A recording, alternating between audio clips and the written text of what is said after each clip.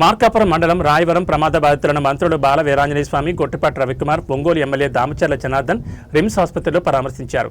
బాధితులకు అందుతున్న వైద్య సదుపాయాల గురించి అధికారులు వైద్యులను అడిగి తెలుసుకున్నారు. కూటమి ప్రభుత్వం అండగా ఉంటుందని, ఎవరూ అధైర్యపడొద్దని బాధిత కుటుంబాలకు మంత్రులు హామీ ఇచ్చారు. బస్సు ప్రమాద ఘటన అత్యంత బాధాకరమని అన్నారు.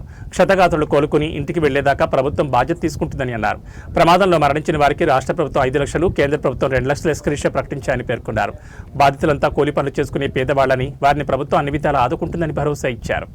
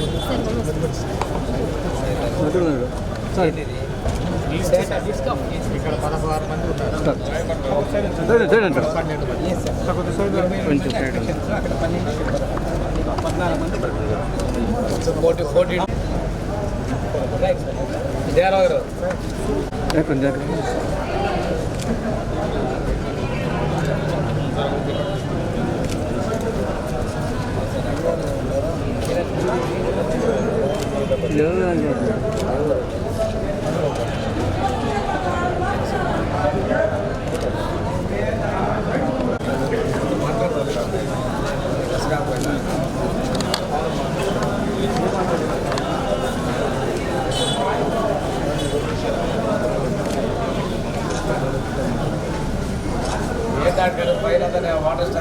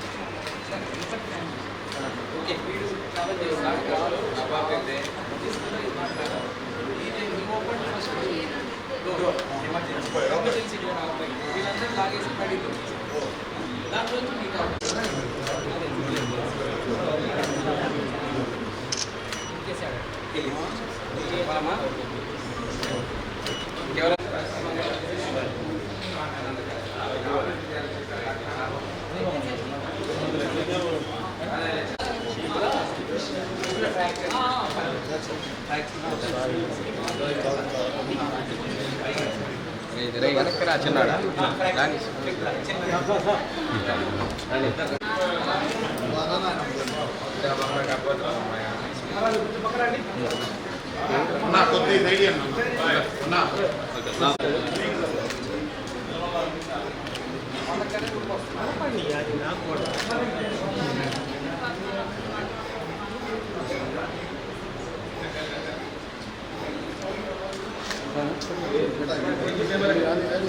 తమ్ముడు వెనక్కి పెడతాము.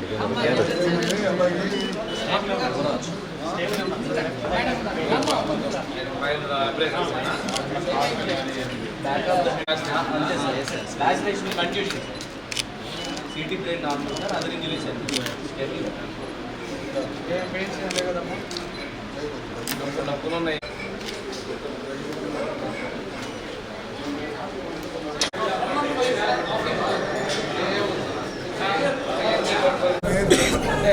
వచ్చిందంటే అదే కదా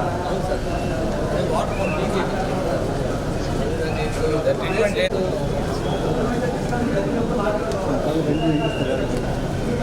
ఎవరు అవసరం లేదండి సార్, రమ్మంటున్నాడు చెప్పాను. ఆడే తీసుకునే వాళ్ళం కదా.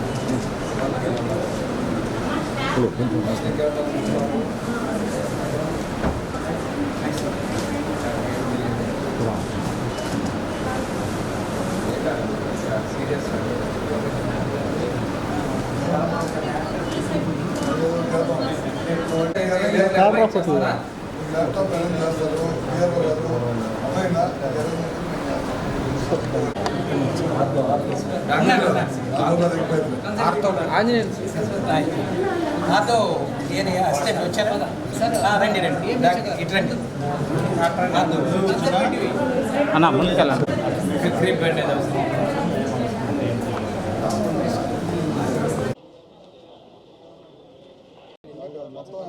మార్కాపురంలో జరిగిన సంఘటన చాలా బాధాకరమైంది. దాదాపు 14 మంది చనిపోయారు. అందులో ఒక చిన్న పాప కూడా ఉంది. ఇది కాకుండా మిగతా వాళ్ళందరూ కొంతమంది ఇక్కడ హాస్పిటల్లో మన ఒంగోలు హాస్పిటల్లో ఉన్నారు. అట్లానే మనకి మార్కాపురం హాస్పిటల్ కూడా దాదాపు కొంతమంది ఉండటం జరిగింది. వాళ్ళందరికీ కూడా మంచి వైద్యం అందిస్తూ ఉంది ప్రభుత్వం. వాళ్ళందరూ కూడా కోలుకొని ఇంటికి వెళ్ళిన దాకా ప్రభుత్వమే బాధ్యత తీసుకుంటుందని చెప్పి కూడా ముఖ్యమంత్రి గారు చెప్పారు. మేమందరం కూడా క్యాబినెట్లో ఉన్నాం. క్యాబినెట్లో ఉన్నప్పుడు చనిపోయిన కుటుంబాలకు అందరూ కూడా క్యాబినెట్గా కూడా వాళ్ళకి కుటుంబాలకు అందరూ కూడా ధైర్యంగా ఉంటామని చెప్పి ముఖ్యమంత్రి గారు చెప్పన్నారు. అదేవిధంగా వాళ్ళకి సంతాపం కూడా తెలియజేయడం జరిగిందనమాట. తప్పకుండా మన హాస్పిటల్లో డాక్టర్స్ కానీ వీళ్ళందరినీ కూడా ఇప్పుడు వెళ్ళి ప్రతి పేషెంట్ని మేమందరం కూడా వెళ్ళి పలకరించడం జరిగింది. ఏ విధంగా సదుపాయాలు ఉన్నాయి, వైద్య సేవలు ఏ విధంగా అందుతున్నాయంటే బాగుందని చెప్పారు. ఇక్కడ కనుక ఏమైనా ఇబ్బంది ఉంటే కనుక ఇంకా మెరుగైన హాస్పిటల్లో పంపిస్తామంటే అవసరం లేదు, ఇక్కడ బాగానే ఉందని చెప్పడం కూడా జరిగిందనమాట.